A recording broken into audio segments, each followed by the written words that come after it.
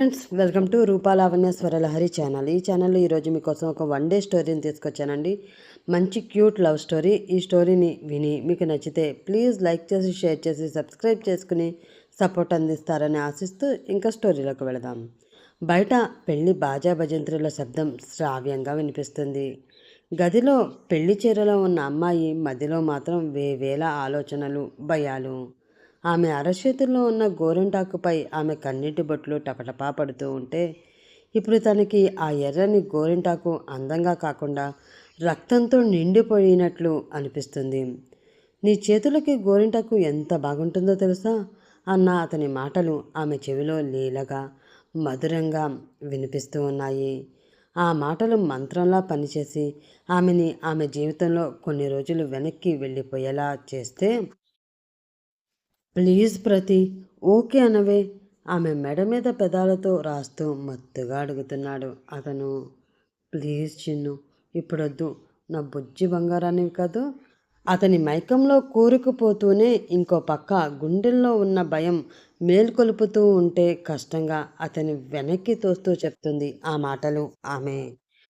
కానీ అప్పటికే అతనికి ఆమెలో చెలరేగుతున్న ఆ అలజడి తెలిసి ఇంకా వెనకంజ వేయకుండా భుజంపై డ్రెస్ని పక్కకి జరిపి కష్మని కొరికి తనదైన ఎర్రని ముద్ర వేశాడు. ఆ అంటూ అరుస్తూనే అతని భుజంపై గట్టిగా తన గోటితో రక్కుతుంది ప్రతి అని పిలుస్తున్న ప్రతిమ.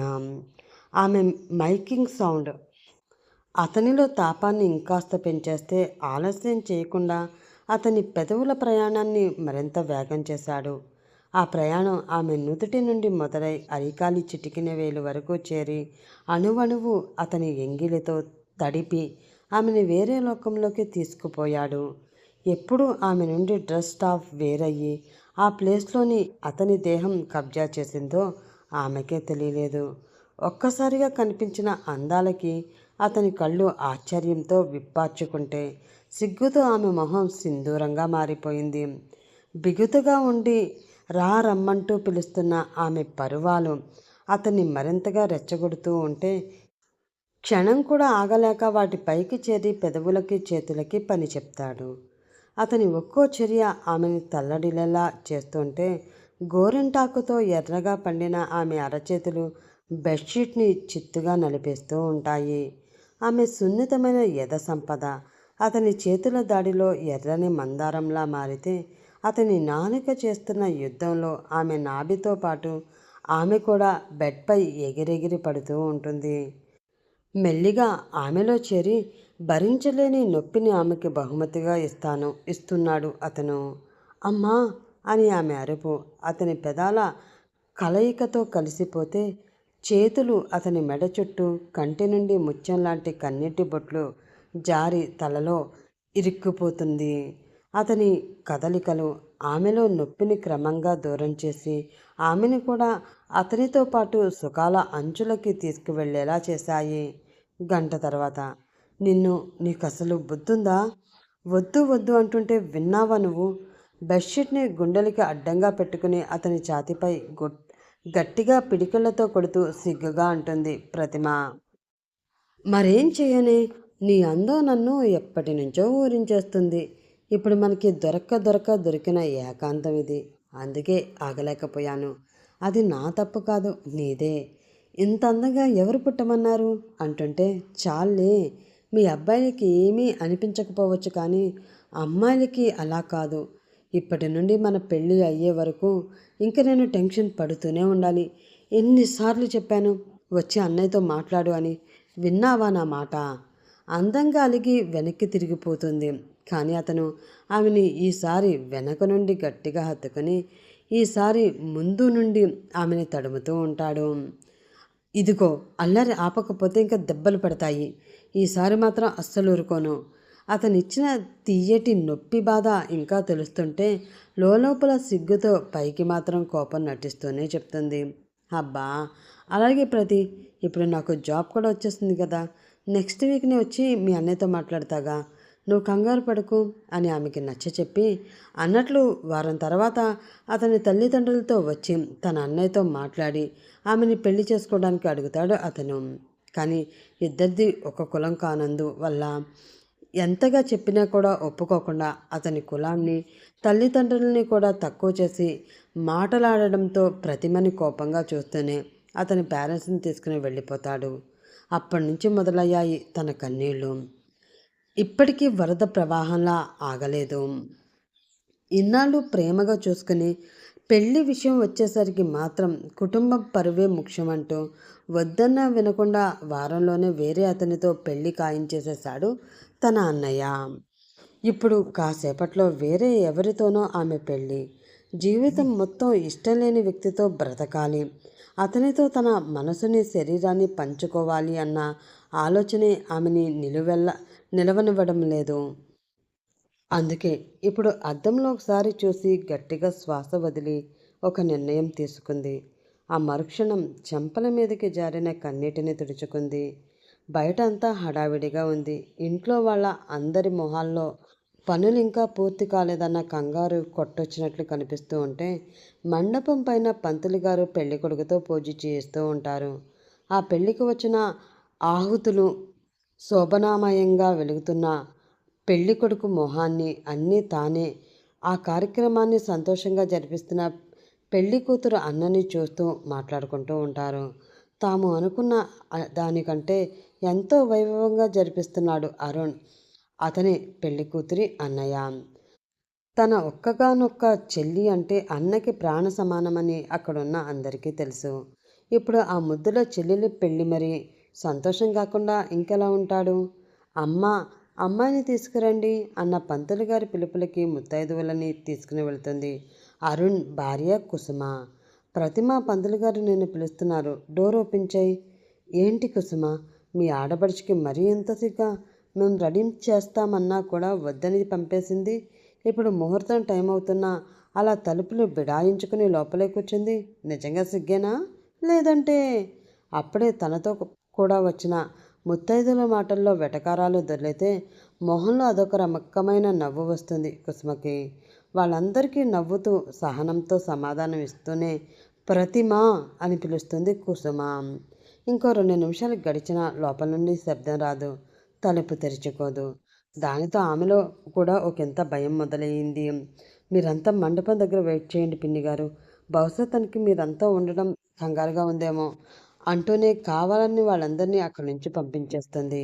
కానీ వెళ్తూ వెళ్తూ వాళ్ళు మాట్లాడుకున్న మాటలన్నీ తనకు వినిపిస్తూనే ఉంటాయి. ఒకవేళ తన భయం నిజమయ్యి లోపల ప్రతిమ లేకపోతే అప్పుడు తన భర్త ఆగ్రహానికి గురయ్యేది తనే కదా అని అనుకోగానే ఒళ్ళంతా భయంతో జలధరిస్తుంది కుసుమకి. ఇప్పుడు నిత్యమైన పెళ్ళి తన ఆడబడుచు ప్రతిమకి ఇష్టం లేదని కుసుమకి బాగా తెలుసు. అలా అని తన భర్తకి కూడా ఎదురు చెప్పలేదు. చెల్లెలంటే అతనికి ఎంత ప్రేమో ఆమెకి కూడా బాగా తెలుసు.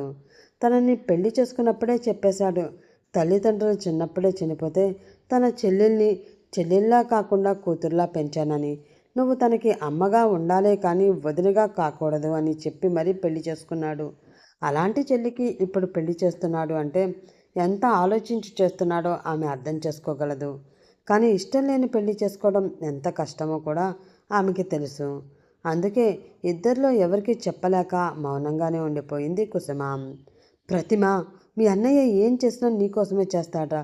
నన్ను, మీ అన్నయ్యని నమ్ము.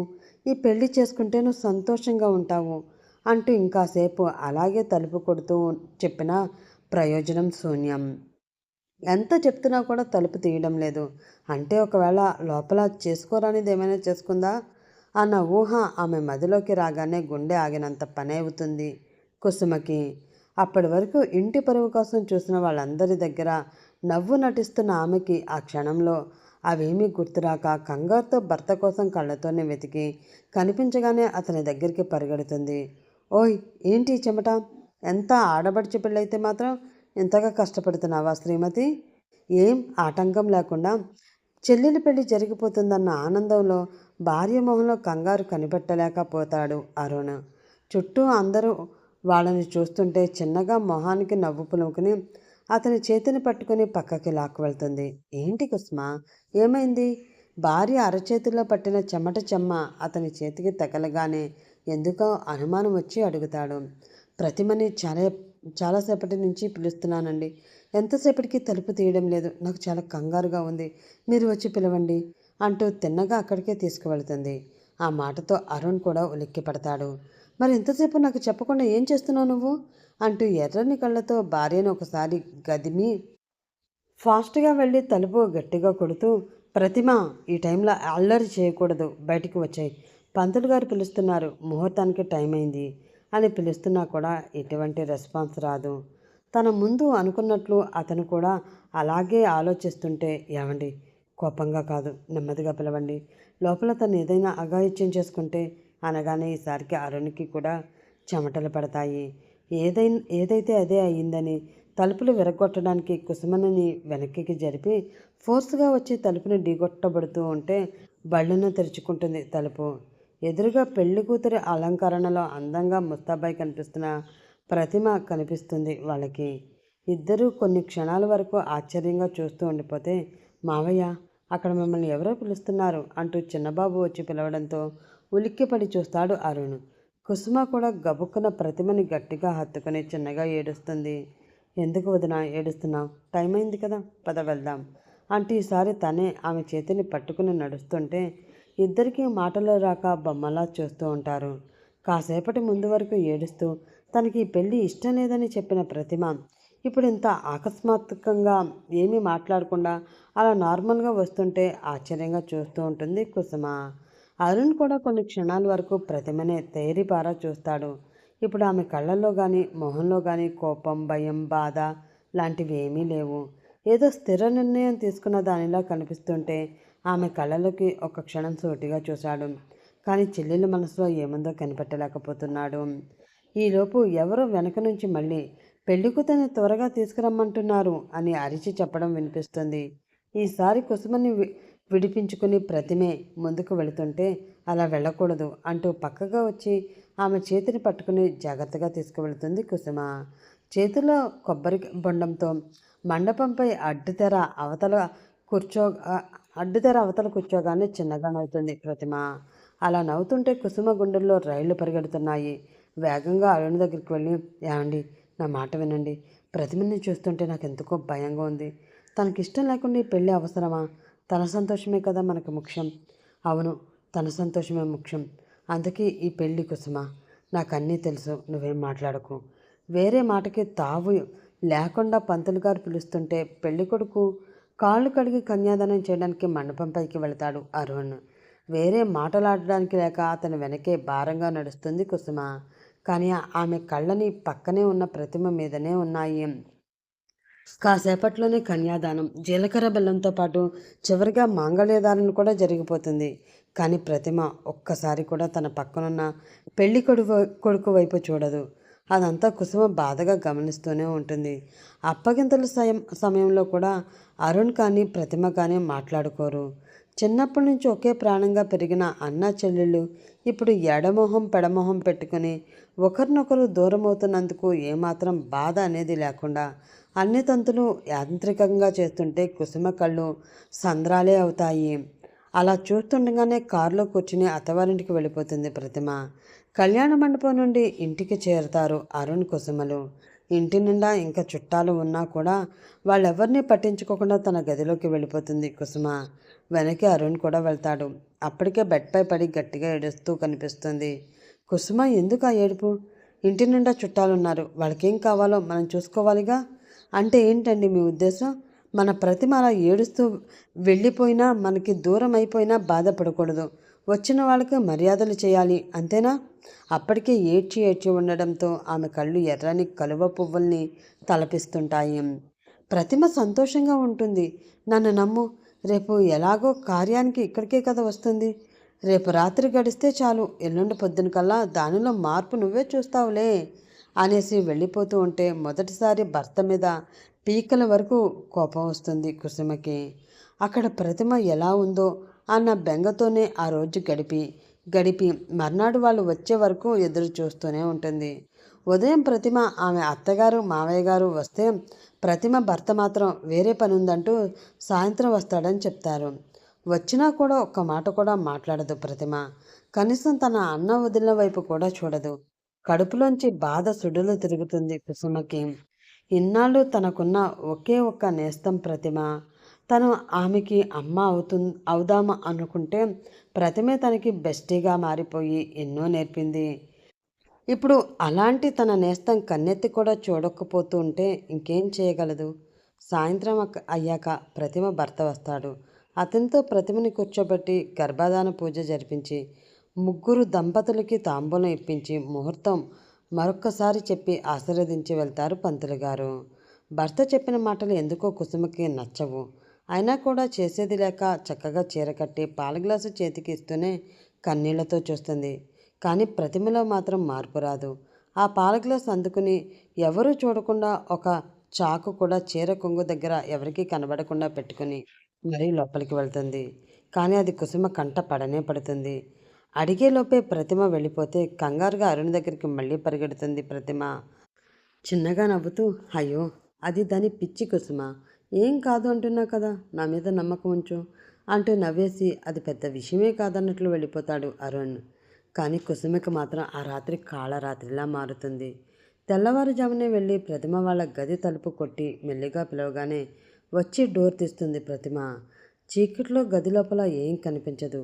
అలాగే ఆమె మొహం కూడా కనిపించక కంగారుగా ఆమె చేతిని పట్టుకుని బయటికి లాక్కొచ్చి వంటింట్లోకి తీసుకువస్తుంది కుసుమ.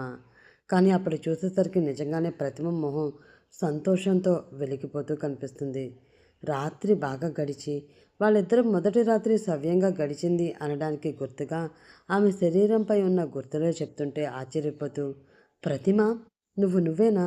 నీకు ఈ పెళ్ళంటే ఇష్టం లేదు కదా, మరి ఇప్పుడేంటి ఇదంతా ఇలా అని అడుగుతుంటే, వదినా వదినా వదినా ఐఎమ్ వెరీ హ్యాపీ అంటూ సంతోషంతో ఆమె చేతులు పట్టుకుని అక్కడే చుట్టూ తిప్పేస్తూ ఉంటే కుసుమకి ఏమీ అర్థం కాక పిచ్చి చూపులు చూస్తుంది. అబ్బా ఆపు ప్రతి, అసలు ఏమైందో చెప్తావా లేదా? నైట్ కిచెన్లోంచి చాకు తీసుకువెళ్ళడం నేను చూడలేదు అనుకుంటున్నావా అనగానే, ఓకే చూసావా, సరే సరే అంతా చెప్తాను కానీ అన్నయ్య ఏడి అంటూ ఆతృతగా అడుగుతుంటే ఇంకా కోపం ఆపుకోలేకపోతుంది కుసుమ.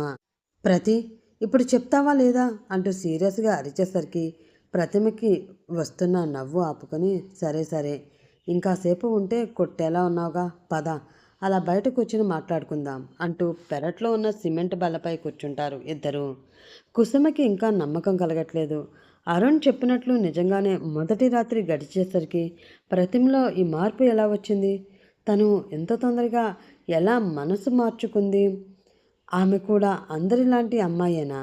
తన ప్రేమ, ఏడుపు, ఇన్నాళ్ళు చూపించిన కోపం అవన్నీ అబద్ధమేనా అనిపిస్తూ ఉంటే, వదినా అన్నయ్య మనల్ని మోసం చేశాడు అంటే అన్నయ్య కాదులే ఆ రాస్కెల్ కూడా అనేసి నాలిక కరుచుకుని మొహాన్ని రెండు చేతులతో మూసుకుని సిగ్గుపడుతుంది. ఆ చేతులు లాగేసి కొంచెం అర్థమయ్యేలా చెప్తావా అని అడుగుతుంది కుసుమ. అబ్బా అదే వదిన, అన్నయ్య నేను ప్రేమించిన వాడిని ఇష్టం లేదు అన్నాడు కదా, వాళ్ళని అపమానించి పంపేశాడు. వెంటనే ఇంకో సంబంధం చూసి పెళ్ళి ఫిక్స్ చేసేసాడు కదా. అవును, ఇప్పుడు నీకు పెళ్ళి కూడా అయిపోయింది కదా. అబ్బా లేదు వదిన, శ్రావణ్, అదే నేను ప్రేమించిన శ్రావణే ఇప్పుడు నన్ను పెళ్లి చేసుకున్నవాడు. ఏంటి, శ్రావణేనా నువ్వు లవ్ చేసింది? ఆశ్చర్యంగా అడుగుతుంది ఆమె.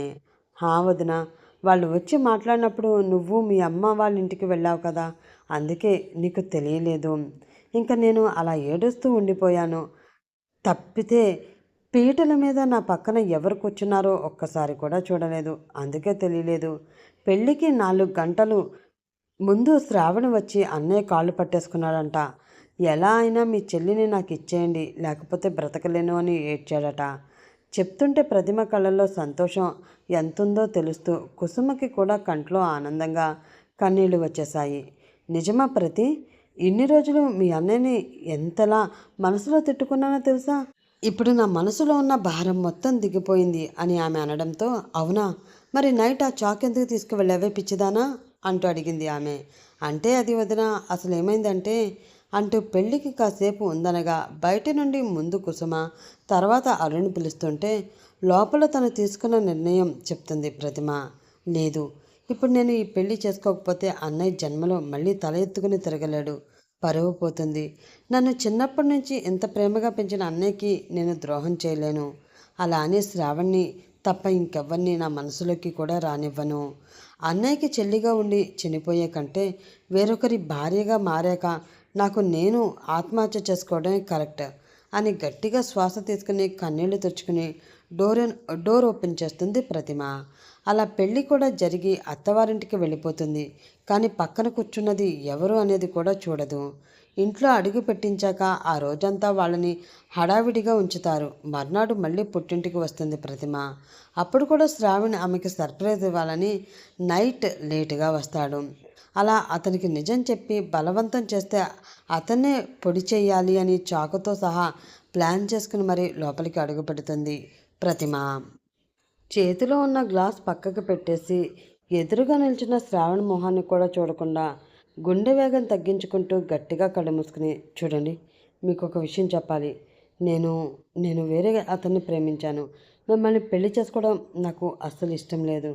మా అన్నయ్య కోసం చేసుకున్నాను, కానీ మీతో బ్రతకలేను. ఇది మీకు చెప్పాలి అని ఆమె మాట్లాడుతూ ఉండగా అతని అడుగులు ఆమె వైపు పడి కంగారు మరింతగా పెరిగిపోతుంది ప్రతిమకి. ఎంత చెప్తున్నా కూడా ఒక్క మాట కూడా మాట్లాడకుండా అలా పైకి వచ్చేస్తుంటే కంగారుగా బయటికి నడుముకి మధ్యలో చీర కొంగులో దాచిన చాకు బయటికి తీసి కోపంగా చూపిస్తూ, దగ్గరికి రావద్దు, వస్తే మిమ్మల్ని పొడిచి నేను కూడా చచ్చిపోతాను అంటూ అక్కడ తెల్లని పట్టుబట్టలపై పెళ్లి కొడుకు గెటప్లో ఉన్న శ్రావణ్ణి చూసి ప్రతిమ కళ్ళు పెద్దవవుతాయి. చేతిలో చాకు తెలియకుండానే కిందకి జారిపోతే గట్టిగా నవ్వుతాడు శ్రావణ్. ఓసేయ్, కట్టుకున్న మొగుడిని చంపేయాలి అని ఫిక్స్ అయిపోయావా? అందరూ పాల గ్లాస్ మాత్రమే పట్టుకుని వస్తే నువ్వు వేగంగా నన్ను వేసేయడానికి చాకు తెచ్చుకున్నావా? శ్రావణ్ అంటూ ఏడుస్తూ అతని మాటలు కూడా పట్టించుకోకుండా గట్టిగా హత్తుకుని ఏడ్చేస్తుంది ప్రతిమ. అతను కూడా అంతే గట్టిగా ఆమెను కౌగిలించుకుని, ఓయ్ ఏడవకే, నీకు సర్ప్రైజ్ చేద్దామని చెప్పలేదు అంతే. ఇలా ఏడిపించాలి అయితే కాదు. అయినా పెళ్ళప్పుడు నీ పక్కనే కదా కూర్చున్నాను, ఒక్కసారి కూడా చూడలేదు. ఇంటికి కారులో వెళుతున్నా చూడలేదు. ఇందాక పూజలో పక్కనే కూర్చున్నా చూడలా. మరి ఇంత కోపమా ప్రతి? చాలే ఆపు. ఎంతగా ఏడ్చానో తెలుసా? అసలు చనిపోవాలని కూడా అనుకున్నాను. కానీ అందరూ అప్పుడు అన్నయ్యనే అంటారు. అందుకే మనసులో ఎంత బాధన్నా బయటపడలేదు. ఇప్పుడు కూడా అంటూ వెక్కుతూ ఉంది ప్రతిమ. ఇప్పుడు కూడా నువ్వు చచ్చిపోవడమో లేదంటే పాపం ఆ అమాయకపు పెళ్లి కొడుకుని వేసేయడమో చేసేదానివి అంతేనా అని అడిగితే అవును అన్నట్లు అమాయకంగా తల నిలువుగా ఊపేసి నిజాన్ని ఒప్పేసుకుంటుంది ప్రతిమ. బాబోయ్, ఏమో అనుకున్నాను, కానీ నీతో చాలా జాగ్రత్తగా ఉండాలి తల్లి. ఏకంగా ఫస్ట్ నైట్ రూమ్కే చాకు తెచ్చేసావు. ఇంకా బ్లూ డ్రమ్ కుక్కర్లు అంటే అందరూ మగవాళ్ళు భయపడుతున్నారు, కానీ ఈసారి ఫస్ట్ నైట్ అన్నా భయపడేలా చేసేసావుగా అంటుంటే చాలాసేపు అదే గదిలో పరిగెత్తించి కోపం తీరే వరకు కొడుతూ తిడుతూ చివరికి అతని కౌగిల్లో వాలిపోతుంది ప్రతిమ. ఇద్దరు ఆయాసంగా బెడ్పై పడిపోతే, సరే ఒకసారి వదులు అంటుంది విడిపించుకుంటూ. ఇప్పుడెందుకే? అన్నయ్య దగ్గరికి వెళ్ళాలి. చాలా తిట్టుకున్నాను, సారీ చెప్పాలి, థ్యాంక్స్ చెప్పాలి అంటుంది. అవన్నీ రేపొద్దున పెట్టుకో, ఇప్పుడు మాత్రం వదిలేదే లేదు అంటూ అతని పట్టు ఇంకాస్త బిగిస్తాడు. అంత లేదు, నన్ను ఏడిపించావు కదా, ఇప్పుడు నీ పప్పులేమీ ఉడకవు. ఇంకో వారం వరకు దగ్గరికి వస్తే వేలు చూపిస్తుంటే ఆ వేలునే నోట్లో పెట్టి కొరికేసి ఒక్కసారిగా ఆమెని బెడ్పై ఫ్లిప్ చేసి దొర్లి ఆమె పైకి చేరిపోతాడు శ్రావణ్. ఇంకా ఆమెకి మాట్లాడే ఛాన్స్నే ఇవ్వడు. ఇంతకుముందు కలిసినప్పుడు అతని మధురమైన ప్రేమని చూపిస్తే ఇప్పుడు భర్తగా మారాక మొరటగా ఉండే ప్రేమని చూపించి ఆమెకి అన్ని రకాల ప్రేమల్ని పరిచయం చేస్తాడు. అలా ఆ రాత్రి మొత్తం ఆమెని క్షణం కూడా వదలకుండా శరీరం మొత్తం అతని తీపి గాయాలతో నింపేస్తాడు. ఇది వదిన జరిగింది. వాడే అనుకుంటే అన్నయ్య కూడా చూడు అంటుంది అలకగా ప్రతిమ. కుసుమ మాత్రం గట్టిగా హత్తుకుని అప్పుడే అటుగా వస్తున్న భర్తని కళ్ళతోటే చిరుకోపంగా చూపిస్తూ సైగ చేసి చూపిస్తుంది. అన్నయ్య అంటూ గట్టిగా హత్తుకుని ఆమె అనుకున్నట్లే సారీ థ్యాంక్స్ రెండూ చెప్తుంది ప్రతిమ అరుణ్కి. ఏ పిచ్చిపిల్ల, అవన్నీ ఎందుకురా, నేనే ఇంకొంచెం ముందు ఆలోచించవలసింది. అప్పుడు నీ పెళ్లిలో మూమెంట్స్ కూడా సంతోషంగా ఎంజాయ్ చేసేదానివి అంటూ నుదుటిపై ముద్దు పెడతాడు. ఈలోపు అక్కడికి శ్రవణ్ కూడా రావడంతో అందరూ సంతోషంగా కలిసిపోతారు. సమాప్తం. మరొక మంచి కథలో మరొక రోజు కలుసుకుందాం. అప్పటి వరకు ఛానల్ని లైక్ చేసి, షేర్ చేసి, సబ్స్క్రైబ్ చేసి మరొక మంచి కథ కోసం వెయిట్ చేస్తూ ఉంటారని ఆశిస్తూ సెలవు తీసుకుంటున్నాను.